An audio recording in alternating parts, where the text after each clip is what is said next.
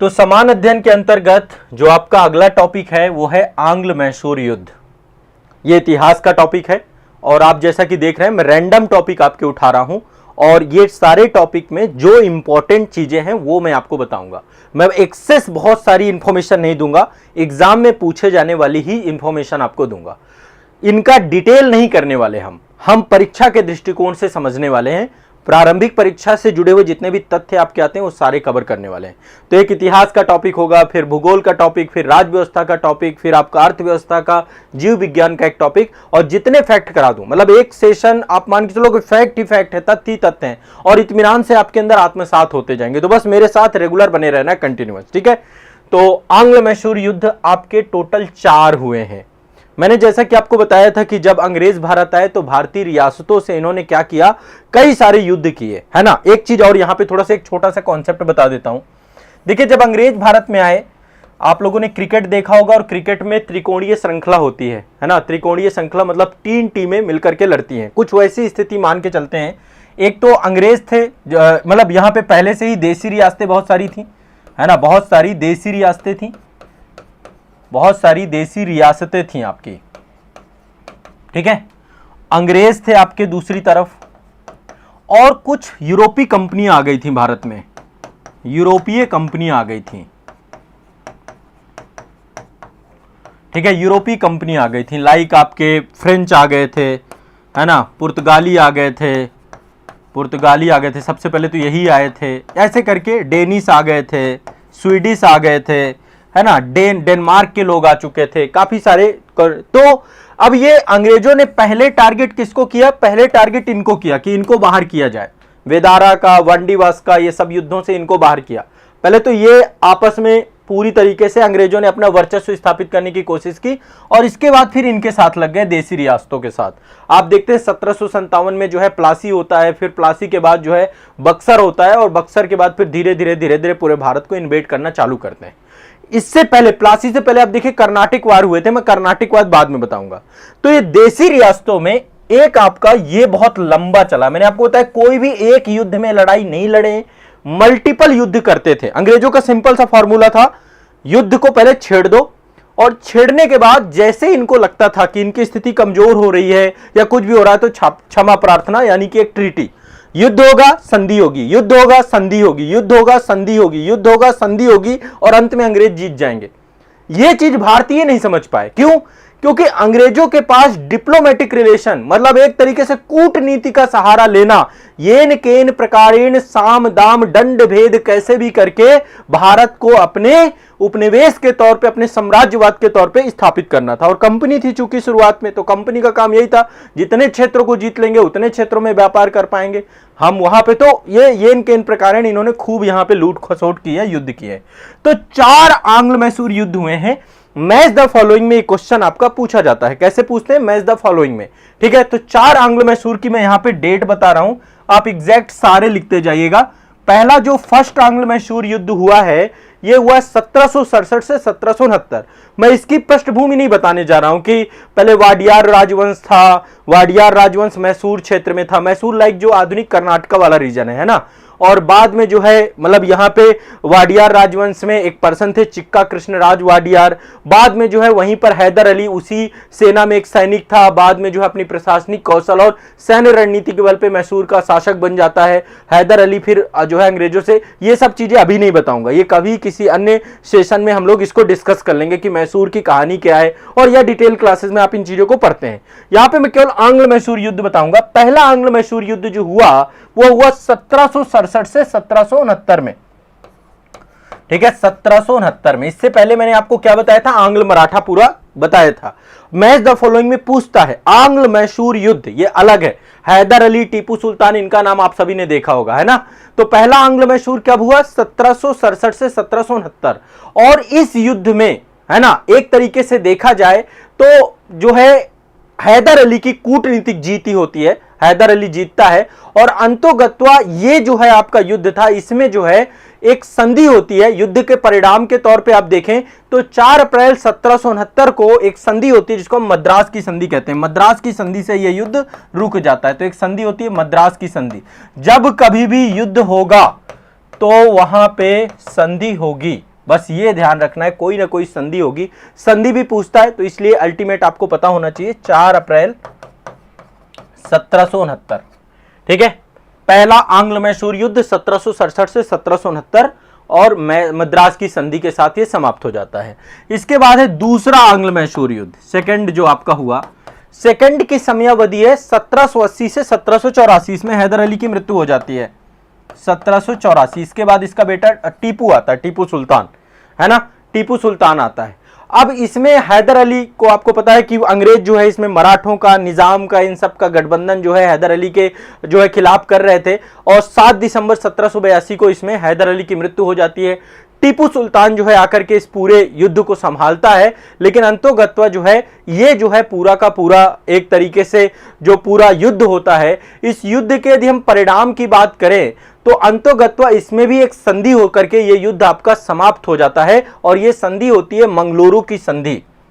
1784 में होती है मंगलुरु की संधि, मंगलुरु की संधि।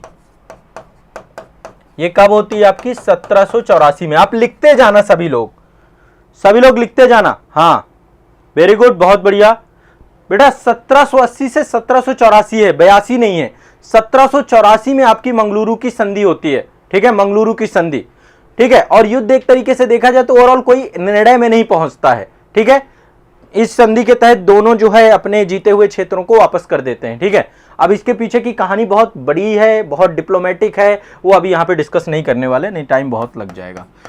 तीसरा यदि हम कहें, तीसरा आंग्ल मैसूर युद्ध जो आपका हुआ था वो 1790 से 1792 के टाइम पीरियड पे हुआ था। 1792 के टाइम पीरियड पे हुआ था तीसरा आंग्ल मैसूर युद्ध। यहां पे टीपू सुल्तान ही था पूरी तरीके से, और इसमें भी अंतोगत्वा जो है एक संधि के तहत इसमें देखा जाए तो काफी ज्यादा टीपू सुल्तान कमजोर हो जाता है इस संधि में। और 1792 में एक संधि होती है, माफ करिएगा, एक संधि होती है श्रीरंगपट्टनम की संधि। ये वही श्रीरंगपट्टनम है जहां पर टीपू सुल्तान ने स्वतंत्रता का वृक्ष लगाया था, पट्टनम की संधि। ठीक है, टीपू सुल्तान ने यहां पर स्वतंत्रता का वृक्ष लगाया था टीपू सुल्तान ने। ठीक है, इसके बाद अंतिम आंग्ल मैसूर युद्ध होता है आपका, जो होता है 1799 में, और लॉर्ड वेलेस्ली आ चुका था इस समय। फाइनली ये युद्ध में टीपू सुल्तान पराजित होता है, मारा भी जाता है, और टीपू सुल्तान की मृत्यु के साथ ही जो है अंग्रेजों ने जो है एक तरीके से देखा जाए तो आंग्ल मैसूर युद्ध को जीतने के बाद मैसूर को जो है सहायक संधि प्रणाली के तहत इसको अपने साथ मिला लेते हैं, अपने कब्जे में कर लेते हैं। ठीक है, तो सहायक संधि प्रणाली जो है इसमें होता है 17 अप्रैल 1799 को ये युद्ध चालू हुआ था। 4 मई 1799 में युद्ध समाप्त हो गया। बहुत कम टाइम पीरियड पे, मतलब 1 महीने भी ये युद्ध नहीं चला, और इसमें जो है आपको मैं बता देता हूं कि ये पूरा का पूरा सहायक संधि प्रणाली में पूरा का पूरा युद्ध चला जाता है। मैसूर आपका सहायक संधि प्रणाली का हिस्सा बन जाता है। सहायक संधि प्रणाली कौन लाया था? Lord Wellesley. ये भी एक नंबर का फैक्ट है, याद रखिएगा। सभी लोग क्लियर है? हाँ, ये अंतिम है। तो 4 आंग्ल मैसूर युद्ध सभी को रट लेने हैं। 4 आंग्ल मैसूर सभी लोग रट लेंगे। पहला है आपका जो है 1767 से 1769, मद्रास की संधि के साथ समाप्त होता है। दूसरा आपका जो है 1780 से 1784, मंगलुरु की संधि के साथ समाप्त होता है 1784 में। तीसरा आपका 1790 से 1792 श्रीरंगपट्टनम की संधि के साथ समाप्त होता है। और चौथा आपका जो है ये अंतिम युद्ध होता है आंग्ल मैसूर युद्ध। इसके बाद सहायक संधि प्रणाली का हिस्सा बन जाता है आपका लॉर्ड वेलेस्ली के द्वारा जो है। ठीक है, लॉर्ड वेलेस्ली का भाई था आर्थर वेलेस्ली, उसने इस युद्ध में भाग लिया था। ठीक है, वायसराय का भाई जो है समझिए वो इस युद्ध में जुड़ा हुआ था। ठीक है, तो ओवरऑल ये युद्ध जो है एक तरीके से देखें तो बहुत ही खतरनाक युद्ध था। टीपू सुल्तान की जितनी भी पावर है वो पूरी तरीके से समाप्त हो जाती है। ये आपके हैदर अली हैं, ये आप देख रहे हैं, और ये आपके टीपू सुल्तान हैं। ठीक है, और मैसूर वाले क्षेत्र में डट करके लोहा टीपू सुल्तान के द्वारा लिया गया। ठीक, प्रथम आंग्ल मैसूर 1767 से 69 मद्रास की संधि, द्वितीय 1780 से 1784 मंगलुरु की संधि, तृतीय आपका जो है 1790 से 92 ये आपका श्रीरंगपट्टनम, और चतुर्थ आपका लॉर्ड वेलेस्ली सहायक संधि प्रणाली। ठीक है, यहां पे आप देख लीजिए। आगे बढ़ते हैं भाई, नेक्स्ट। अब देखिए ये आपका कंप्लीट हो गया जो हिस्ट्री वाला सेगमेंट था। अब दूसरा जो है मैं आपको भारत के संविधान के भाग पढ़ा रहा था। पिछले सेशन में मैंने आपको भारतीय संविधान के 5 भाग पढ़ाए भी थे। मैंने आपको बताया था कि वर्तमान में भारतीय संविधान में 25 भाग हैं, मूल संविधान में 22 भाग थे। ये डिस्कशन आपका हुआ था। अब पॉलिटी में आ जाते हैं भाई, पॉलिटी में आ जाते हैं, ठीक है ना।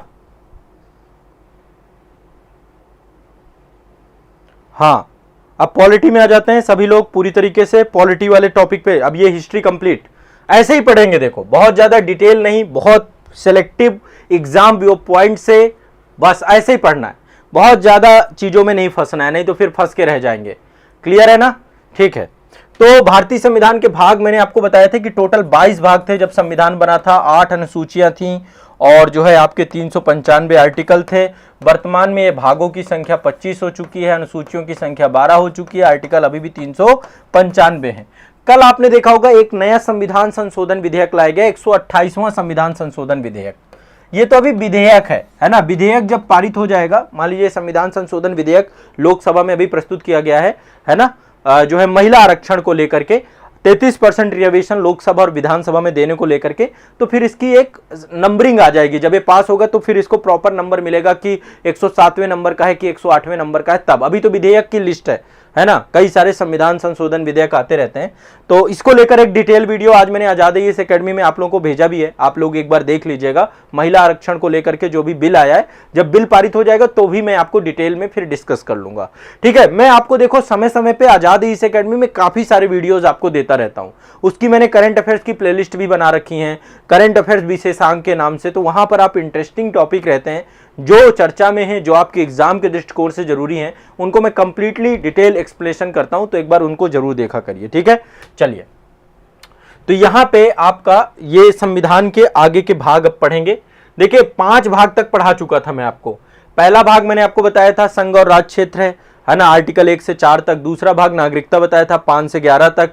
तीसरा भाग मौलिक अधिकार है, आर्टिकल जो है आपका 12 से 35 तक। चौथा भाग राज्य के निषेध तत्व है, 35 से लेकर के 51 तक। फिर 4A है आपका मौलिक कर्तव्य है, 51A आर्टिकल। और फिर 5वां मैंने बताया था संघ है, ठीक है, आर्टिकल जो है 52 से लेकर 151 तक, वहां तक चर्चा हो गई थी। आर्टिकल 52 से लेकर 151 तक आपका संघ क्षेत्र है, जिसमें राष्ट्रपति, उपराष्ट्रपति, महान्यायवादी, मंत्रिपरिषद, प्रधानमंत्री, लोकसभा, राज्यसभा और संसद सदस्यों को लेकर के और सुप्रीम कोर्ट, काफी सारे मुद्दों पे कई इन सबकी डिस्कशंस आपके भाग 5 में दिए गए हैं। अब भाग 6 जो आपका है ये है राज्य। इसमें आर्टिकल हैं 152 से लेकर के 237 तक, मतलब काफी ज्यादा। इसमें भी सब कुछ है, इसमें राज्यपाल है, मंत्रिपरिषद है राज्य की, और मुख्यमंत्री है, महाधिवक्ता है, विधानसभा है, विधान परिषद है। इसके बाद जो है जो विधानमंडल के सदस्य हैं, कैसे विधेयक पारित होते हैं। इसके बाद जो है आपका हाई कोर्ट है, हाई कोर्ट के बाद जो है आपका अधीनस्थ न्यायालयों को लेकर के है। बहुत सारी चीजें जिसमें प्रॉपर डिस्कस हैं, और ये आपका जो है भाग 6 में सब कुछ दिया गया है। राज्य 152 से लेकर 237 तक आर्टिकल यहां पे दिए गए हैं। क्लियर है, स्पष्ट है सभी को? सभी को कोई दिक्कत तो नहीं है? कौशल श्रीवास्तव जी, अभी 105 संविधान संशोधन आपके कंप्लीटली हो चुके हैं। टोटल 103 105 है, और ये संख्या बढ़ती रहती है, ठीक है। अभी जो है आपकी पॉलिटी की क्लास में बहुत डिटेल में, जो पेड क्लास है पॉलिटी की, वहां पे संविधान संशोधन इन डेप्थ मैम के द्वारा पढ़ाया जा रहा है। तो आप लोग जरूर पॉलिटी की लाइव बैच से जरूर जुड़िए। पॉलिटी का कंप्लीट बैच आप लोगों का जो है मैम के द्वारा करवाया जा रहा है, तो आप एक बार उसको जरूर देखिएगा। बहुत डिटेल में, बहुत अच्छे से करवाया जा रहा है, ठीक है। इसके बाद ये आपका है भाग 7। ये संविधान का जो है ये अब नहीं रहा, मतलब इसको 1956 में जब आपको पता है राज्य पुनर्गठन आयोग बना था, पहले राज्यों को 4 श्रेणियों में बांटा गया था, A, B, C, D। Polity की क्लास में मैंने भी आपको पढ़ाया है। तो वो जो है भाग 7 में था, लेकिन भाषा के आधार पर राज्यों का गठन किया गया, और इसके लिए 7वां संविधान संशोधन अधिनियम 1956 पारित होकर के इसको निरसित कर दिया गया, ये खत्म हो गया है। तो भाग 7 अब नहीं है, मतलब भाग 7 अब आपका निरसित हो चुका है, भाग 7 आपका एग्जिस्ट नहीं करता है। क्लियर है ना सभी को? हाँ, वेरी गुड, बहुत बढ़िया।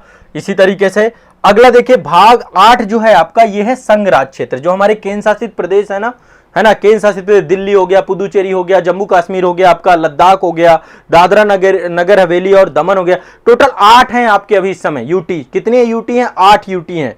है ना। 8 केंद्र शासित प्रदेश हैं, जिसमें से 2 तो आपके 2019 में बने हैं, जम्मू कश्मीर और लद्दाख, और जो आपका दादरा नगर हवेली था उसको दमन द्वीप के साथ मर्ज कर दिया गया है। 28 राज्य और 8 केंद्र शासित प्रदेश वर्तमान में हैं आपके। ये संख्या आपकी घटती बढ़ती रहती है, तो आपको अपडेटेड रहना है इसको, ठीक है। ये आपका आर्टिकल 239 से लेकर 242 है। इसमें एक आर्टिकल और आपको बता देता हूं, 239 का ये एक आर्टिकल जोड़ा गया है आपका 239A, ये दिल्ली के लिए विशेष उपबंध करता है आपका। 69वां संविधान संशोधन करके दिल्ली के लिए विशेष उपबंध है इसमें, ये आर्टिकल में। मतलब यहाँ पे एक विधानमंडल होगी, दिल्ली को राष्ट्रीय राजधानी क्षेत्र दिल्ली घोषित किया गया, एक मुख्यमंत्री होगा, ये सारी चीजें यहाँ पर डिस्कस है। 70 सदस्यीय, दिल्ली में कितने सदस्यीय है? 70 सदस्यीय विधानमंडल का प्रावधान है, ठीक है। तो ये भी एक क्वेश्चन आता है, मतलब बहुत पूछा जाता है, सबसे ज्यादा पूछे जाने वाले क्वेश्चनों में से एक ये भी है, दिल्ली वाला प्रावधान को लेकर के पूछता है, ठीक है। भाग 9 आपका पंचायत है, और इसके लिए आपको पता है 73वां संविधान संशोधन और 74वां संविधान संशोधन, ये 2 संविधान संशोधन हुए हैं। आर्टिकल 243 में आपका आर्टिकल 243 तक है, पूरा का पूरा आपका जाता है। तो ये ध्यान रखिएगा, पंचायत में 73वां और 74वां संविधान संशोधन जो आपका है, ठीक है, क्लियर है। ये 74वां से नगर पालिका बना था, और 73वां से आपका जो है स्थानीय प्रशासन में ग्रामीण वाला जो सेगमेंट है वो आपका बना है, ठीक है, ये ध्यान रखिएगा। और एक और है यहाँ पे, मैं यहाँ पे है नहीं, मैं जोड़ देता हूं, भाग 9B, भाग 9B ये आपका जुड़ा है सहकारी समितियों से। सहकारी समितियां, अब तो देखिए सहकारिता मंत्रालय भी बना दिया गया है आपका। ये आपका 57वां संविधान संशोधन हुआ था, 57वां संविधान संशोधन, उसके तहत सहकारी समितियों वाले भाग को जोड़ा गया था, ठीक है। ये भी याद रखिएगा, 1 नंबर का क्वेश्चन है आपका। तो 73वां से स्थानीय प्रशासन, 74वां से आपका जो शहरी प्रशासन है, और स्थानीय प्रशासन इसको लिए देखे 11वीं अनुसूची भी जोड़ी गई है, ये भी यहाँ पे ध्यान दे लेना। 74वें के तहत 12वीं अनुसूची जोड़ी गई है। 11वीं अनुसूची में टोटल 29 विषय हैं, 12वीं अनुसूची में टोटल 18 विषय हैं। और भाग 9B आपका 57वां संविधान संशोधन हुआ था आपका, इसमें सहकारी समितियों को लेकर डिस्कस किया गया है। क्लियर है, स्पष्ट है सभी को? चलिए आगे चलते हैं। भाग 10, भाग 10 अनुसूचित और अनुसूचित जनजाति क्षेत्र हैं, ट्राइबल्स एरिया हैं। इसके लिए आर्टिकल 244, अभी आपने देखा था मणिपुर वाला पूरा मैटर था, तो ये सब आर्टिकल्स आपको ध्यान देने चाहिए। 244 आपका अनुसूचित जाति और अनुसूचित जनजातीय क्षेत्र को लेकर के विशेष उपबंध इसमें दिए गए आर्टिकल 244 में, ठीक है, ये ध्यान रखिएगा। तो ये आपका संविधान के टोटल भाग 10 आपको याद करा दिए। भाग 1 से लेके भाग 10 तक हमने देख लिया, भाग 5 तक पहले वाले सेशन में, और अभी जो है ये आपके भाग 10 तक, ठीक है। संविधान संशोधन अधिनियम, देखिए भाग 5 राज्य, आर्टिकल 152 से 237 रट लीजिएगा, दिमाग में बैठा लो। 152 से 151 में संघ खत्म हो जाता है, 152 से आपका जो है राज्यपाल स्टार्ट हो जाता है, तो 152 से 237, ठीक है। फिर भाग 7 खत्म हो गया। भाग 8 संघ राज क्षेत्र आपका यूटी है, 239 से 242, इसमें ज्यादा आर्टिकल नहीं है, 39, 40, 41, 42, ठीक है, 4 आर्टिकल हैं। भाग 9 आपका 73वां के तहत पंचायती राज व्यवस्था, 243 है आपका, ये सारे 243 आर्टिकल ही हैं पूरे के पूरे। भाग 9 में completely 243 A B C D E F G H ऐसे करके डाल दिया इन्होंने, ठीक है। चलो क्लियर है, स्पष्ट है। और भाग 9A आपका नगर पालिका, 9B सहकारी समिति, भाग 10 जो है आपका अनुसूचित जनजाति क्षेत्र। अब चलिए आगे चलते हैं नेक्स्ट। देखिए अब आपको ये पॉलिटी हो गया, अब आपको आ जाते हैं ज्योग्राफी में। थोड़ा सा मैं आपको ज्योग्राफी अभी समझाने जा रहा हूं। ज्योग्राफी में कुछ फैक्चुअल डेटा आपको समझाऊंगा, ठीक है, कुछ फैक्चुअल डेटा ज्योग्राफी में आपको समझाने जा रहा हूं, एक बार ध्यान से समझिएगा। देखिए ये एक महादेश है जिस महादेश में कोई नहीं रहता है, ठीक है, और ये आपका कौन सा महादेश है? ये अंटार्कटिका है आपका। अंटार्कटिका में कोई नहीं रहता, कंप्लीटली बर्फीला महादेश है, ठीक है। ये सिर्फ अनुसंधान कार्यों के लिए ही यहां पर जो है विभिन्न देशों के द्वारा अपने जो है यहां पर प्रयोगशालाएं, योजनाएं, ठीक है, कुछ कैंप्स लगाए गए हैं। ये आप देख सकते हैं, ये अंटार्कटिका का एक जो है दृश्य है, ये भारत की वहां पर अनुसंधानशाला है।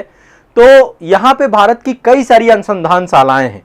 तो आज मैं आपको थोड़ा सा 3 प्रमुख अनुसंधान जो हमारे अभियान किए गए हैं उनके बारे में बताने का प्रयास करूंगा। देखिए अंटार्कटिका में कोई नहीं रहता है क्योंकि वहां पे बर्फ ही बर्फ है, रहने योग्य परिस्थितियां नहीं है। तो वहां पर जो है पृथ्वी विज्ञान को लेकर, जीव विज्ञान को लेकर, वातावरण विज्ञान को लेकर, मौसम विज्ञान को लेकर के, है ना, शीत क्षेत्र में इंजीनियरिंग को लेकर के, ठंडे प्रदेश है ना तो इंजीनियरिंग को लेकर, मानव फिजियोलॉजी को लेकर, चिकित्सा क्षेत्र के लेकर के, ऐसे कई सारे क्षेत्रों को लेकर, यहां तक कि बायोलॉजी को लेकर के यहां पे बहुत सारी अनुसंधान शालाएं स्थापित की गई हैं। तो कौन कौन सी अनुसंधान शालाएं अंटार्कटिका में हमने स्थापित किया है, ये आपको मैं यहां पे बताने वाला हूं। देखिए, भारत के द्वारा अभी तक 3 अनुसंधान शालाएं यहां पर स्थापित की गई हैं अंटार्कटिका में। पहली है दक्षिण गंगोत्री, यहां पे मानचित्र में देख सकते हैं दक्षिण गंगोत्री, ये पहला हमारी अनुसंधान शाला थी। पहला शोध केंद्र कौन सा था? दक्षिण गंगोत्री।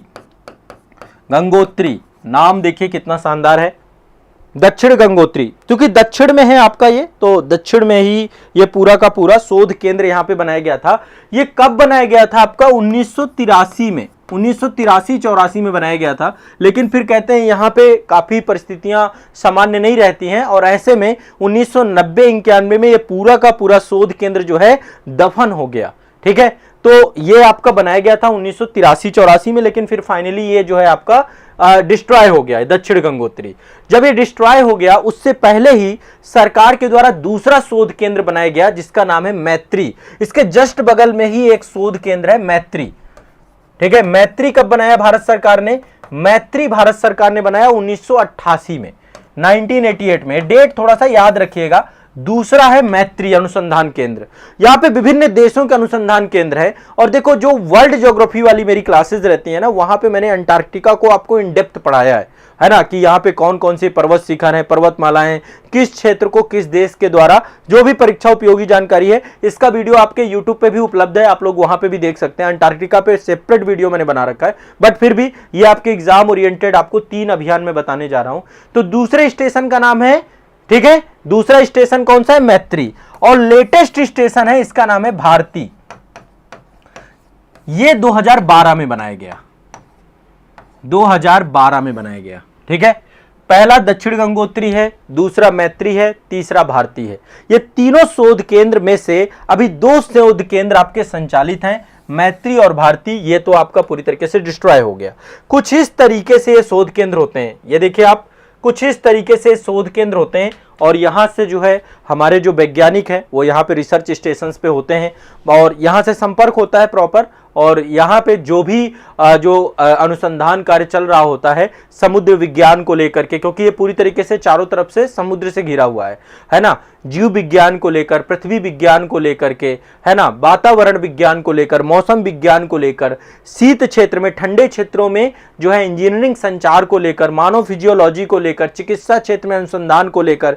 तो ये अनुसंधान के लिए पूरी तरीके से समर्पित महादेश है। ठीक है, टोटल 7 महादेश हैं, उसमें एक अंटार्कटिका है। और यदि मैं क्षेत्रफल के हिसाब से कहूं तो अंटार्कटिका आपका 5वें नंबर का महादेश होता है। पहले नंबर पे आपको पता है एशिया है, दूसरे नंबर पे अफ्रीका है, फिर उत्तरी अमेरिका है, फिर दक्षिणी अमेरिका है, फिर अंटार्कटिका है, फिर यूरोप है, फिर ऑस्ट्रेलिया है ना। तो टोटल ये आपके 5वें नंबर पे आता है क्रम में महादेश, ये भी आपको ध्यान रखना है। सभी को जानना है कम से कम। यहाँ पे जाते कैसे हैं, जाने का तरीका तो आपको पता है कि जाने का तरीका वर्तमान में क्या है कि कई सारे रूट हैं, मतलब ऐसा नहीं कि डायरेक्टली यहां से गए और लैंड कर गए, ऐसा नहीं है। ठीक है, एक रूट तो आपका सबसे नजदीकी जो पड़ता है वो आपका जो है दक्षिणी अमेरिका प्रायद्वीप है, जो दक्षिणी अमेरिका प्रायद्वीप के सबसे नजदीक पहुंचता है। दक्षिणी अमेरिका देश है ना, महादेश है ना, उसके सबसे नीचे जो अर्जेंटीना है, अर्जेंटीना में ही सबसे नीचे जो प्रायद्वीप है वहां से जो है सबसे शॉर्टेस्ट रूट रहता है, तो उस रूट के माध्यम से भी जाते हैं, है ना। और इस तरीके से जो है, तो मतलब ऐसा नहीं कि डायरेक्टली यहां से वायुयान यहां के लिए चलते हैं, अभी ऐसी कोई व्यवस्था नहीं है। ठीक है, तो जलयान ही है, जलयान के माध्यम से ही चलते हैं। तो ये आपका एक तो ये हो गया। अब मैं आपको थोड़ा सा कुछ अनुसंधान केंद्र बताना चाहता हूं। देखो, इनसे क्वेश्चन बहुत आते हैं मैच द फॉलोइंग में, बहुत सारे आपके अनुसंधान केंद्रों से प्रश्न पूछे जाते हैं। तो यहां पे मैं कुछ आपको अनुसंधान केंद्र बताने जा रहा हूं, आप इन अनुसंधान केंद्रों को लिख लीजिए, एक लिस्ट बना लीजिए। पहला अनुसंधान केंद्र है भारतीय कृषि अनुसंधान संस्थान, इंडियन एग्रीकल्चर रिसर्च इंस्टीट्यूट, ये आपका नई दिल्ली में है। इसको हम बोलते हैं AIARI। ठीक है, ये कहां है आपका?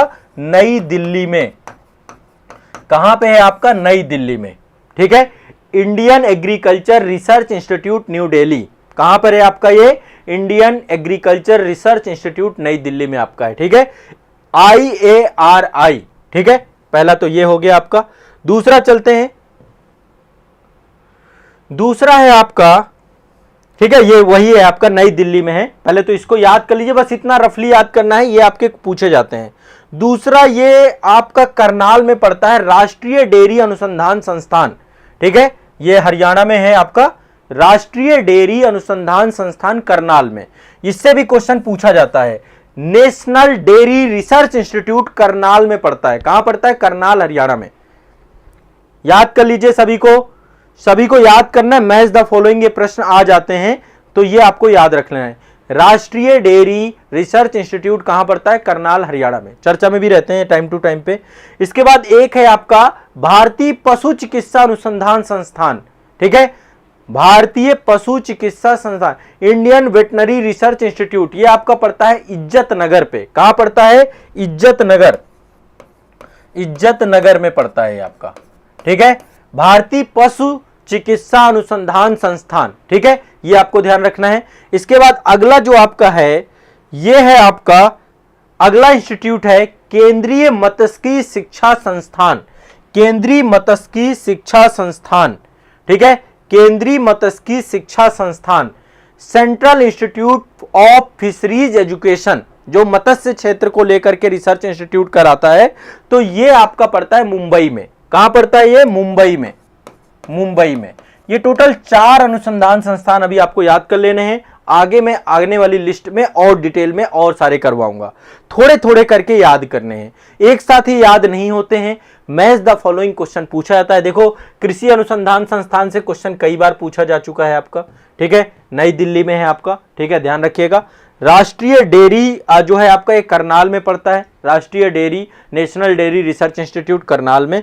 इसके बाद ये आपका भारतीय पशु चिकित्सा संस्थान, ये आपका जो है इज्जत नगर में पड़ता है, और ये आपका जो है मुंबई में पड़ता है। इतना आपको रफली याद कर लेना है, ये आपका इंपॉर्टेंट है। ठीक है, तो ये हो गया आपका ज्योग्राफी वाले टॉपिक से क्वेश्चन। ठीक है, अब देखिए, पिछले सेशन में मैंने आपको सतत विकास के बारे में बताया था। सतत विकास क्या है? ऐसा विकास जो आने वाली पीढ़ी के लिए भी हम छोड़ के जा सके, ऐसे संसाधनों का उपयोग करें। और आप सभी को पता है कि सतत विकास को लेकर के 17 लक्ष्य आपके संयुक्त राष्ट्र महासभा के द्वारा, ठीक है, एजेंडा 2030 जो है बनाया गया है। तो टोटल 17 लक्ष्य हैं, जिन्हें हमें सतत विकास लक्ष्य कहते हैं। हम 17 लक्ष्य हैं। 17 लक्ष्यों में से मैं आपको आज कुछ लक्ष्य याद कराऊंगा, सारे नहीं याद कराऊंगा, सारे याद भी नहीं हो पाएंगे। और इन लक्ष्यों से प्रश्न आते हैं। आप मेंस आंसर राइटिंग करोगे तो भी आपको इनबिल्ड करोगे, इनको पूछा जाता है आपका। ठीक है, देखिए थोड़ा सा रफली मैं आपको 1-2 चीजें बताता हूं। 2015 में संयुक्त राष्ट्र की महासभा के द्वारा जो है 17वीं बैठक थी, उसकी 17वीं बैठक। ठीक है, महासभा की 17वीं बैठक थी। तो महासभा की जो 17वीं बैठक थी, उस बैठक में महासभा के द्वारा 2030 के लिए, क्योंकि सहस्त्राब्दी विकास लक्ष्यों का समय अवधि खत्म हो रहा था, इससे पहले जो लक्ष्य थे वो सहस्त्राब्दी विकास लक्ष्य थे। तो इन्होंने 17वीं महासभा में 2015 में इन्होंने क्या किया, एक रेजोल्यूशन पास किया और 2030 तक के लिए सतत विकास लक्ष्य के लिए एजेंडा जो है पूरी तरीके से घोषित किया। इसमें जो है एजेंडा 2030, इसी को हम बोलते हैं, 2030 के लिए एक एजेंडा बनाया जिसमें टोटल 17 लक्ष्य बनाए हैं। और इन्होंने लिखा ये 17 लक्ष्य किस लिए हैं? हमारी दुनिया को बदलने के लिए। ये यूनाइटेड नेशन के महासभा के द्वारा किया गया है। ठीक है, सस्टेनेबल डेवलपमेंट गोल्स बोलते हैं, SDG बोलते हैं हम इनको, SDG बोलते हैं। ठीक है, सतत विकास लक्ष्य। तो आज इनमें से 7 लक्ष्य हम लोग देखेंगे। इससे पहले देखो, पिछली क्लास में मैंने आपको बताया था कि 1983 में ब्रेटलैंड कमीशन बना था। ठीक है, और उसके द्वारा जो है 1987 में एक रिपोर्ट जारी की गई थी, आवर कॉमन फ्यूचर, या फिर हम कहते हैं ब्रेटलैंड रिपोर्ट।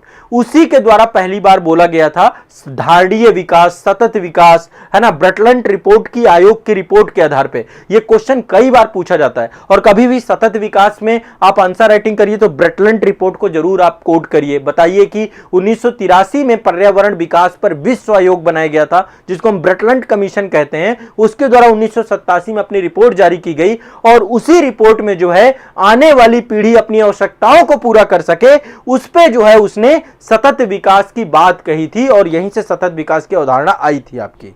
ठीक है, अब ये 17 लक्ष्य कौन से हैं? एक बार मैं आपको 17 के 17 लक्ष्य बताता हूं, आप लोग इनमें से 17 के 17 नहीं, आज हम 7 लक्ष्य केवल याद करने की कोशिश करेंगे। क्यों? आज 7 याद कर लेते हैं, नेक्स्ट में 10 याद कर लेंगे। ठीक है, चलिए पहला देखो लक्ष्य है, गरीबी के सभी रूपों को पूरे विश्व से समाप्त करना है। कब तक? 2030 तक। भगवान करे अभी समय है 7 साल का, ये लक्ष्य सारे देश लग जाएं, लेकिन अभी अफ्रीकन कंट्री, ग्लोबल साउथ, मैं कह रहा हूं इंडिया की ही हालत इतनी अच्छी नहीं है ना, कि गरीबी पूरे भारत से, विश्व से खत्म हो जाए, बट ओवरऑल एक टारगेट बनाया गया। और देखो ये लक्ष्य गाइड करते हैं किसी भी देश को कि कैसी उसे नीतियां बनानी है, पॉलिसी बनानी है। एक तरीके से वैश्विक गोल है ये। ठीक है, भूख की समाप्ति करनी है हमें, भूख की समाप्ति करनी है, खाद्य सुरक्षा करनी है हमें, बेहतर पोषण करना है हमें, टिकाऊ कृषि करना है। देखो ये सब आपके सतत विकास से जुड़े हुए हैं। ठीक है, टिकाऊ कृषि है ना, बेहतर पोषण, खाद्य सुरक्षा। आप लिख भी सकते हो, स्क्रीनशॉट ले लो, लिख लो, या फिर कोशिश करो लिखा करो, स्क्रीनशॉट के चक्कर में मत रहा करो, क्योंकि स्क्रीनशॉट फिर स्क्रीन ही शॉट रह जाता है, वो फिर आपके मोबाइल पे हमेशा स्क्रीनशॉट का ही रूप रहता है, फिर आप उसको दूसरा रूप नहीं दे पाते हैं। ठीक है, तो यहां पे पहला क्या है, गरीबी के सभी रूपों को पूरे विश्व से समाप्त करना। दूसरा भूख की समाप्ति है ना, खाद्य सुरक्षा, बेहतर पोषण, टिकाऊ कृषि को बढ़ावा देना। इसके बाद सभी आयु के लोगों में स्वास्थ्य, सुरक्षा, स्वस्थ जीवन को बढ़ावा देना।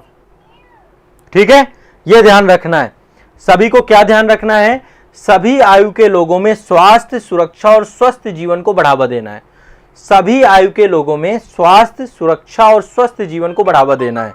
ठीक है, तो इसको आप लोग ध्यान रखिएगा। क्लियर है, स्पष्ट है?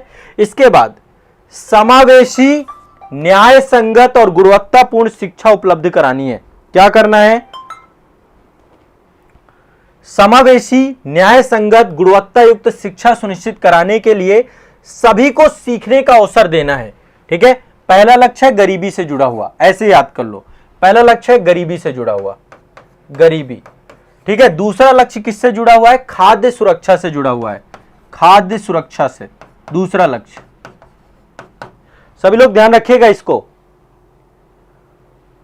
है ना। ये सब आता है, फिर गरीबी से लड़ना तो फिर जनसंख्या नियंत्रण और इन सभी दिशाओं में काम करना पड़ेगा, मतलब ओवरऑल ये समझिए। तीसरा आपका स्वास्थ्य से जुड़ा हुआ है, स्वास्थ्य इससे जुड़ा हुआ है। पहला गरीबी को समाप्त करना है, दूसरा खाद्य सुरक्षा उपलब्ध कराना है, तीसरा स्वास्थ्य करना है। चौथा शिक्षा से जुड़ा हुआ है आपका, शिक्षा से, एजुकेशन से। चौथा इसको इस तरीके से याद कर लो। पांचवा जो है लैंगिक समानता से जुड़ा हुआ है, महिला सशक्तिकरण, लैंगिक समानता, है ना, लैंगिक समानता से जुड़ा हुआ है। इस तरीके जल्दी याद हो जाएगा। ठीक है, पांचवा लक्ष्य क्या है? लैंगिक समानता प्राप्त करने के साथ ही महिलाओं और लड़कियों को सशक्त करना। ठीक है, इसके बाद अगला जो है आपका पेयजल से जुड़ा हुआ है, पेयजल, स्वच्छ पेयजल, इससे जुड़ा हुआ है। आधारभूत चीजें हैं देखो ये। तो टोटल मुझे आपको 7 बताने हैं आज, पहला, दूसरा, तीसरा, चौथा, पांचवा, छठवां। छठवां आपका पेयजल से है। सातवां जो है आपका ऊर्जा से जुड़ा हुआ है। आप देखिए सबके थीम है। सातवां आपका है सस्ती, विश्वसनीय, टिकाऊ और अत्याधुनिक ऊर्जा की पहुंच कराना है। अब ये आपको 7 याद कर लो, ये कीवर्ड है, देखो मैंने कीवर्ड आपको लिख दिए हैं। यदि आप ये कीवर्ड याद करोगे तो भी आप अच्छा लिख पाओगे। कभी भी गरीबी में आपको कोई भी चीज लिखनी है तो आप सतत विकास लक्ष्य को कोड कर सकते हो, आंसर राइटिंग में करना चाहिए आपको, है ना, प्रभाव पड़ता है। यदि आप भुखमरी और उससे जुड़ी हुई खाद्य सुरक्षा से हुए विषय को लिखते हो तो भी आप इसको कोड करो। यदि आप स्वास्थ्य को लेकर कोई भी ऐसे लिखते हो, मेंस आंसर राइटिंग करते हो, तो आप इसको कोड करो, है ना। और ये पूछे भी जाते हैं आपको, ये भी ध्यान रखना। ये सारे के सारे आप, कितना शानदार है ये। ठीक है, तो सभी लोग ये जरूर कर लेना। ठीक है, क्लियर है सभी को? ठीक है, फिर से मैं बता दे रहा हूं कीवर्ड आपको। पहला वाला है गरीबी के सभी रूपों को विश्व से समाप्त करना, यानी गरीबी से जुड़ा है। दूसरा भूख की समाप्ति, खाद्य सुरक्षा, बेहतर पोषण, टिकाऊ कृषि को बढ़ावा देना, यानी खाद्य सुरक्षा। सतत विकास लक्ष्य है ये आपके एजेंडा 2030 के लिए। ठीक है, और महासभा के द्वारा पारित किए गए हैं। इसके बाद तीसरा सभी आयु वर्ग के लोगों के लिए स्वास्थ्य सुरक्षा, स्वस्थ जीवन को बढ़ावा देना, यानी स्वास्थ्य। चौथा है आपका समावेशी, न्यायसंगत, गुणवत्ता युक्त शिक्षा सुनिश्चित कराना। ठीक है, ये भी ध्यान रखना है आपको, शिक्षा। पांचवा है आपका लैंगिक समानता, यानी कि महिलाओं और लड़कियों को सशक्त करना। छठवां है आपका सभी के लिए स्वच्छ और पानी के लिए सतत प्रबंध की उपलब्धता सुनिश्चित कराने यानी पेयजल। और सातवां आपका सस्ती, विश्वसनीय, टिकाऊ और अत्याधुनिक जो है आपको सभी को ऊर्जा पहुंचानी है। अभी हम 7 ही करेंगे, 7 को रट जाना है अभी के लिए, ठीक है। 7 आप रट लोगे कि नहीं कर लोगे बताओ? क्लियर है, स्पष्ट है? 7 को लिए रट जाना है। देखो सतत विकास से लक्ष्य से पहले आपके सहस्त्राब्दी विकास लक्ष्य थे, लेकिन 2015 में उनका टारगेट खत्म हो गया था। सहस्त्राब्दी विकास लक्ष्य में 18 टारगेट रखे गए थे, सतत विकास लक्ष्य में 17 टारगेट रखे गए हैं। क्लियर है, स्पष्ट है? चलो, तो ये आपका इन्वायरमेंट के टॉपिक से भी जुड़ेगा और आप कहीं भी इसका उपयोग कर सकते हैं। अब आ जाते हैं साइंस में। साइंस में भी मैं बायो वाला ही टॉपिक ले रहा हूं। मैं आपको फिजिक्स और केमिस्ट्री के भी टॉपिक पढ़ाऊंगा, निश्चिंत रहिएगा। जो इंपॉर्टेंट होंगे, जो मुझे लगेगा कि ये मुझे आपको पढ़ाना है, मैं फिजिक्स, केमिस्ट्री, बायो सब लूंगा, साइंस टेक भी लूंगा आपको, ठीक है। आप बिल्कुल भी निश्चिंत रहिएगा, मैं सब आपका कराऊंगा यहाँ पे रिवीजन में। आज हम पढ़ने वाले हैं, जैसे कल हमने देखा था कि बहुत सारे जो है आपके एक तरीके से जो कार्य होते हैं, है ना, उन कार्यों को कई सारे शॉर्टकट में नाम दिए गए हैं। जैसे कि ये आपका कच्चे रेशम के उत्पादन से जुड़ा हुआ है, जो रेशम का कीट का पालन होता है उसको हम बोलते हैं सेरीकल्चर। तो ये आप जो देख रहे हैं ये है आपका सेरीकल्चर, जीव विज्ञान का है और इसको लिस्ट बना लीजिएगा आप, ठीक है। सेरीकल्चर में क्या होता है, रेशम का जो कीड़ा होता है ना उसका पालन किया जाता है और इससे कच्चा रेशम प्राप्त किया जाता है, ठीक है। रेशम के लिए है सेरीकल्चर, ठीक है। क्या है आपका सेरीकल्चर? इस तरीके से आप देखिए, ये आपका कीड़ा इन पत्तियों में, विशेष पत्तियां होती हैं, इन पे रहता है और धीरे धीरे ये रेशम का जो इसका लार्वा होता है उस लार्वे के माध्यम से ये क्या करता है, इन पत्तियों को खाता भी है ये, और खाने के बाद इससे एक विशेष प्रकार का लार्वा छोड़ता है ये, और ये इसी लार्वे को, यही रेशम है आपका, कुछ इस तरीके से ये रेशम को बना लेता है अपने आप को पूरी तरीके से। आप देखिए ऐसे गोलाकार ये बन जाता है पूरा का पूरा, ठीक है। और फिर बाद में इसका जो है हम उपयोग करते हैं। तो सेरीकल्चर क्या है, रेशम कीट पालन। कल मैंने आपको काफी सारे बताए थे, ठीक है ना। चलिए ध्यान रखिएगा, सेरीकल्चर क्या है, रेशम कीट पालन। आगे चलते हैं, नेक्स्ट है आपका, यहां पे देख रहे हैं बहुत डेंस फॉरेस्ट है आपका। तो यदि वन संवर्धन का काम किया जाए, पेड़ पौधे लगाए जाएं, वन संवर्धन का काम किया जाए, है ना। अभी बहुत सारे सरकारों के द्वारा वनीकरण को लेकर प्रयास किया गया, जैसे हिमाचल प्रदेश ने अभी जो है वन को लेकर एक योजना प्रॉपर चालू की है। तो हर एक राज्य करता है और देश भी करते हैं, तो इसको बोलते हैं सिल्वीकल्चर। इसके लिए एक शब्द यूज किया जाता है सिल्वीकल्चर, सिल्वीकल्चर, ठीक है। वन संवर्धन के लिए टर्म्स क्या यूज किया जाता है आपका, सिल्वीकल्चर, ठीक है, ध्यान रखिएगा। इसके बाद देखिए समुद्री क्षेत्रों में ये आप जो देख रहे हैं ना, स्पॉन्ज बोलते हैं इसको, समंदर में होता है आपका ये एक विशेष प्रकार से। आपके देखिए ये आप देख पा रहे हैं ना, इसको हम बोलते हैं स्पॉन्ज, ठीक है। तो स्पॉन्जी कल्चर में स्पंज संवर्धन का काम करते हैं। ये क्या है, spongy culture, spongy culture, spongy culture. Spongy culture क्या है, स्पंज संवर्धन, संवर्धन का काम होता है स्पॉन्जी कल्चर में, ठीक है। ये आप देखिए समंदर के अंदर भी जो है आपका स्पॉन्जी कल्चर, ये आपका स्पॉन्ज होता है, एक विशेष प्रकार का जो है ये आपका पौधा है, ये देख सकते हैं आप, ठीक है। ये आप देख रहे हैं बड़ा खूबसूरत नज़ारा आपके सामने है। ये क्या है, फूलों की खेती है, पुष्पों की खेती, इसको हम बोलते हैं फ्लोरिकल्चर, फ्लोरिकल्चर, है ना। फूलों की खेती करना है तो फ्लोरिकल्चर। आमतौर पे मतलब कल्चर शब्द जो आपका लगा हुआ है ना, वो एक तरीके से किसी कार्य को दिखाता है ना। जैसे एग्रीकल्चर है, कृषि कार्य को दिखाता है, तो कल्चर आपका, फ्लोरिकल्चर आपका फूलों की खेती करते हैं, पुष्प की खेती कृषि करते हैं, है ना। और ऐसे जो है बड़े स्तर पे, जब व्यापक स्तर पे करते हैं तो इसको हम देखते हैं। ये आप देखिए फ्लोरिकल्चर का काम है ना। इसके बाद अगला देखिए, ये आपकी सब्जियां हैं, है ना, सब्जियों का भी उत्पादन करते हैं। इसके लिए एक शब्द यूज किया जाता है ओलेरीकल्चर, ओलेरीकल्चर, ओलेरीकल्चर। ओलेरीकल्चर क्या है आपका, सब्जी उत्पादन है, सब्जी उत्पादन, ये आपका ओलेरीकल्चर है। सब्जी उत्पादन क्या है आपका, ओलेरीकल्चर, सब्जियों की कृषि की जाती है इससे, ठीक है, सब्जियों की कृषि की जाती है। अगला है आपका अर्बोरीकल्चर। अर्बोरीकल्चर में वृक्षों और झाड़ियों की कृषि करते हैं, झाड़ियों की कृषि, वृक्षों और झाड़ियों की जो कृषि करते हैं इनको हम बोलते हैं अर्बोरिकल्चर। अर्बोरिकल्चर, अर्बोरिकल्चर क्या है? वृक्षों और झाड़ियों की कृषि, ठीक है। इसके बाद अगला है आपका हार्टिकल्चर। नेक्स्ट है आपका, नहीं ये भी अर्बोरिकल्चर है, मतलब वृक्ष और उससे जुड़ा हुआ है, वृक्ष और झाड़ियों के लिए अर्बोरिकल्चर, ठीक है। अर्बोरिकल्चर, ठीक है, वृक्ष और झाड़ियों के संवर्धन से जुड़ा हुआ है। और इसके बाद एक और देख लेते हैं, ये आप देख पा रहे हैं, देखो हार्टिकल्चर बहुत बड़ी, मतलब एक तरीके से काफी सारी चीजें हॉर्टिकल्चर में आ जाती हैं आपकी। ये देख रहे हैं ना हॉर्टिकल्चर, हॉर्टिकल्चर में आपका फूलों की खेती, फलों की खेती, सब्जियों की खेती, मसालों की खेती, ये सब आपका हॉर्टिकल्चर में आता है ना। केवल फूलों की खेती फ्लोरिकल्चर, लेकिन हॉर्टिकल्चर के अंतर्गत सब आ जाता है आपका हॉर्टिकल्चर। हॉर्टिकल्चर, हॉर्टिकल्चर में क्या है? फूलों की खेती, फलों की खेती, ठीक है, फूलों की खेती, फलों की खेती, सब्जियों की खेती, सब्जियों की खेती, है ना, ये सारी खेतियां करते हैं ना हम, तो ये सब आपके इसी में आ जाते हैं। मसालों की खेती, मसालों की खेती, ये सब आपकी खेती हॉर्टिकल्चर का हिस्सा है, ठीक है। लगभग मेरे ख्याल से आज के लिए इतना ही है। हाँ, तो इसमें बायो में आपका इतना ही है, ठीक है। एक तो आपका हॉर्टिकल्चर मैंने बता दिया, अभी आपका इकोनॉमी का टॉपिक बचा हुआ है, उसको भी करेंगे। ये आपका जो है मैंने बताया अर्बोरिकल्चर है। अर्बोरिकल्चर ध्यान रखिएगा, ये भूल जाएगा आपको बाद में। वृक्षों और झाड़ियों की खेती जो है अर्बोरिकल्चर है।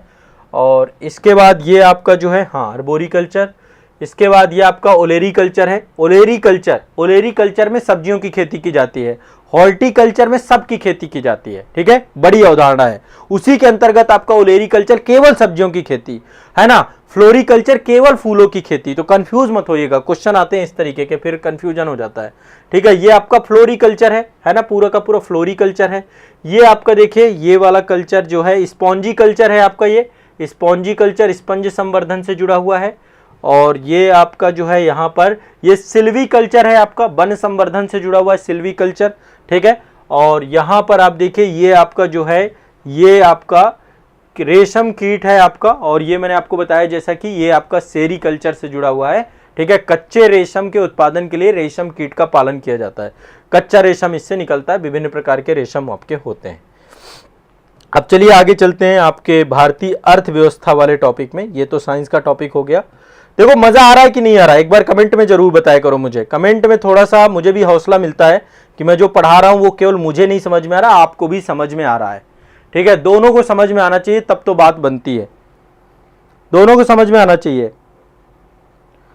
हाँ बिल्कुल, देखो बहुत हेल्पफुल होगा, इतने सारे सब्जेक्ट आप एक साथ पढ़ोगे ना। और ये मैं रैंडम इसीलिए टॉपिक उठा रहा हूं क्योंकि फिर क्या होगा, बोरिंग हो जाएगा आपको। इसमें क्या मोस्ट इंटरेस्टिंग है, कब कौन सा टॉपिक आएगा, उससे दिमाग को भी अच्छा लगता है, ठीक है। दिमाग को भी अच्छा लगता है कि एक रैंडम टॉपिक आप पढ़ रहे हो, स्वाद चेंज हो रहा है आपका, है ना, तो वो चीज बहुत अच्छी है ना। चलिए बहुत बढ़िया, बहुत बढ़िया, बहुत, देखो यही है, आप लोग तुरंत ही हौसला अफजाई करते हैं। अब देखो इकोनॉमी में क्वेश्चन कई सारे आते हैं कि ये डेवलप्ड, अभी जैसे G20 शिखर सम्मेलन आपका हुआ, तो हम वहां पे डिस्कस करते हैं कि विकसित अर्थव्यवस्था क्या है, विकासशील अर्थव्यवस्थाएं हैं, दोनों का एक संगठन है आपका G20। तो यहाँ पे मुझे जहां तक लगता है विकासशील देशों से कई बार क्वेश्चन आते हैं कि विकासशील देश क्या होते हैं। विकसित बाद में पढ़ेंगे कभी, है ना, पहले हम डेवलपिंग, क्योंकि हमारा देश क्या, अभी हम 5 ट्रिलियन इकोनॉमी, कल मैंने पिछले सेशन में आपको 5 ट्रिलियन इकोनॉमी बताया था, है ना। तो विकासशील देश क्या है, डेवलपिंग कंट्री क्या है, विकासशील देश क्या है, ठीक है।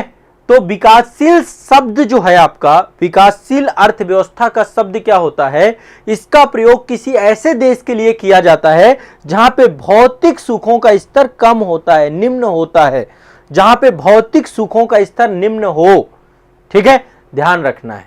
विकसित देश मतलब कोई ऐसा इनकी प्रॉपर परिभाषा नहीं है, लेकिन ओवरऑल आप देखिए जहां पे विकास कम हो, जो विकास के पथ में हो, जो विकास करने जा रहा हो, उसको हम विकसित कहते हैं। अब इनके कई सारे जो है आपको फीचर्स भी है। हमारा भारत भी विकासशील देशों में आता है, भारत है, चीन है ना। G7 जो ग्रुप बना है वो डेवलप्ड इकोनॉमी का है ना, और कई सारी डेवलप्ड इकोनॉमी है जिसको उस ग्रुप में रखा नहीं गया, लेकिन फिर भी अब देखिए सिंपल सा समझना है, जहां पे लोगों का रहन सहन काफी निम्न हो, जहां पे उत्पादकता का स्तर कम हो, जनसंख्या बहुत ज्यादा हो, प्रति व्यक्ति आय बहुत कम हो, वो आपकी विकासशील अर्थव्यवस्था है। अल्प विकसित अर्थव्यवस्था भी कह सकते हैं उसको, है ना, विकासशील अर्थव्यवस्था या अल्प विकसित अर्थव्यवस्था।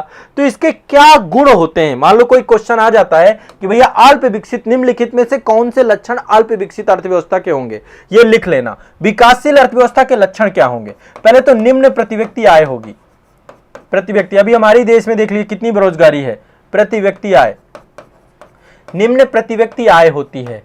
एक तो सबसे बड़ी चीज ये, ठीक है, निम्न प्रति व्यक्ति आय होती है। दूसरा, निम्न जीवन स्तर होता है, निम्न जीवन स्तर होता है, ठीक है। और क्या होता है? निम्न जीवन स्तर होता है।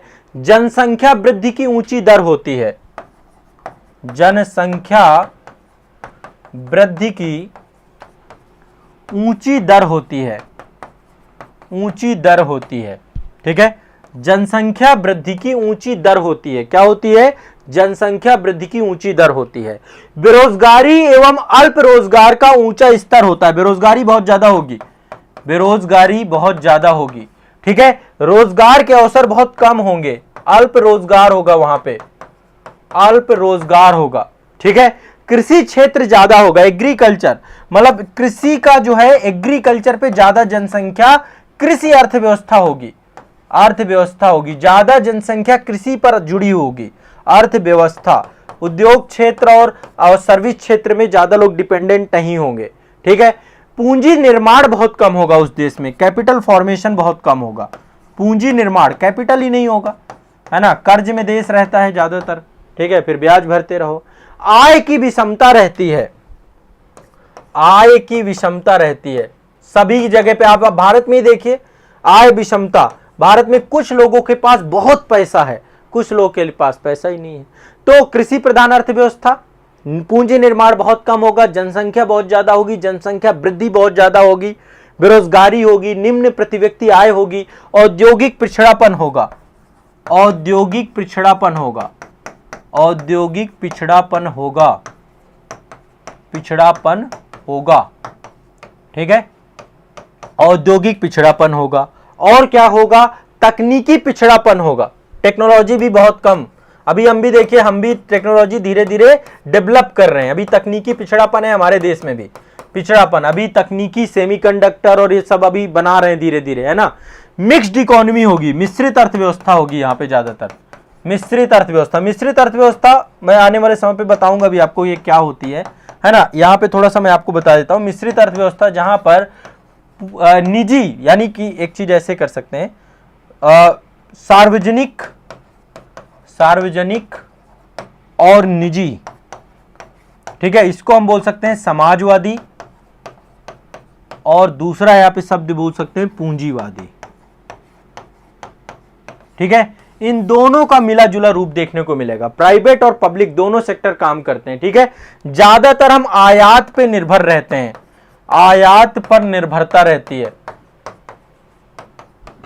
ठीक है। ये सारे फीचर्स हैं, और ज्यादातर जनसंख्या निरक्षर है, स्किल्ड लेबर नहीं होगी, कौशल युक्त, अकुशल श्रम ज्यादा रहेगा। कैसा रहेगा? अकुशल श्रम, अकुशल श्रम।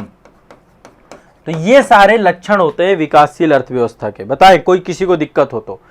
कभी भी क्वेश्चन आपसे पूछता है कि कोई भी, मान लो मेंस में पूछ लेता है तो भी आप लिख पाओगे पूरा, इतने सारे मैंने पॉइंट दे दिए, ठीक है, कि डेवलपिंग कंट्री क्या होती हैं आप बता सकते हैं, ठीक है। ऐसे देश जहां पर भौतिक सुखों का स्तर निम्न होता है, ठीक है, जहां पर उस देश के लोगों का रहन सहन का स्तर काफी निम्न होता है। क्यों? क्योंकि वहां पर उत्पादकता का स्तर कम है, जनसंख्या का स्तर अधिक है। जहां उत्पादन कम हो रहा है, जनसंख्या ज्यादा है, तो प्रति व्यक्ति निर्भरता ज्यादा है ना, प्रति व्यक्ति आय का स्तर कम है, इस कारण से ये विकासशील अर्थव्यवस्था है। और ये विकास के क्रम पे, जैसे अभी हम तो 3.3 ट्रिलियन की हमारी इकोनॉमी है, अभी 5 ट्रिलियन इकोनॉमी ले जाने में हमें 2029 तक का समय लग जाएगा। फिर इसके बाद जो है लगातार धीरे धीरे हम तब तक जो है आत्मनिर्भर भारत की दिशा में जाएंगे। इंपोर्ट पे थोड़ा सा हम कम अपने आप को डिपेंडेंट रखेंगे, एक्सपोर्ट पे काम करेंगे, सब कुछ करेंगे, है ना। तो ये टॉपिक आपका विकासशील अर्थव्यवस्था। तो अर्थव्यवस्था के अंतर्गत विकासशील अर्थव्यवस्था का कॉन्सेप्ट आपको लगभग विकासशील देश क्लियर हो गया होगा, डेवलपिंग कंट्री क्या होता है। इसके बाद ये आपका जो है बायो के अंतर्गत था, हार्टिकल्चर मैंने आपको बताया, ये आपका जो है आर्बोरिकल्चर था, ये भी आपका डिस्कस हो गया। ये आपका जो है ओलेरिकल्चर था, ये डिस्कस हो गया। ये फ्लोरिकल्चर था, ये भी डिस्कस हो गया, ठीक है। स्पॉन्जी कल्चर भी मैंने आपको बताया, स्पंज संवर्धन को लेकर के। ये आपका सिल्वीकल्चर, सिल्वीकल्चर ध्यान रखना, सिल्वीकल्चर में कंफ्यूज मत होना। सिल्वीकल्चर क्या है आपका, सिल्वीकल्चर है वन संवर्धन, ठीक है, वन संवर्धन है। और ये आपका सेरीकल्चर है, ठीक है, सेरीकल्चर रेशम कीट पालन को लेकर के सेरीकल्चर है। इसके बाद सतत विकास लक्ष्य मैंने आपको बताए, ठीक है, टोटल 7 लक्ष्य याद कराए। पहला लक्ष्य गरीबी से जुड़ा है, दूसरा लक्ष्य आपका खाद्य सुरक्षा से, तीसरा लक्ष्य स्वास्थ्य से, चौथा लक्ष्य आपका ये रट लेना, और ये ऐसे ही रटना कि पहला किससे, दूसरा किससे, तीसरा किससे। पहला गरीबी, दूसरा खाद्य सुरक्षा, तीसरा स्वास्थ्य, चौथा शिक्षा, पांचवा लैंगिक समानता, छठवां पेयजल और सातवां ऊर्जा। बाकी कल पढ़ेंगे फिर नेक्स्ट सेशन में, ठीक है। इसके बाद ये मैंने अंटार्कटिका में भारत के 3 अभियान, दक्षिण गंगोत्री, मैत्री और भारती के बारे में बताया। कुछ अनुसंधान संस्थान मैंने आपको बताए, ठीक है, ये सारे अनुसंधान संस्थान भी आपने लिख लिए। और इसके बाद जो है ये मैंने आपको भारतीय संविधान से भाग बताए थे आपको, आगे भी इसको हम डिटेल में करेंगे। और आंग्ल मैसूर युद्ध 4 हुए, ये भी आपने कर लिया। निश्चित तौर पे आप लोगों को एक कॉन्फिडेंस इतने टॉपिक पढ़ने के बाद जरूर आएगा कि ये इतने टॉपिक तो आपके कम से कम क्लियर हो गए। बताइए कैसा लगा, एक बार मुझे थोड़ा सा फीडबैक दीजिए कमेंट सेक्शन में। और इसी तरीके से आगे के टॉपिक अभी हम रेगुलर कंटिन्यू रख रखे हैं, है ना।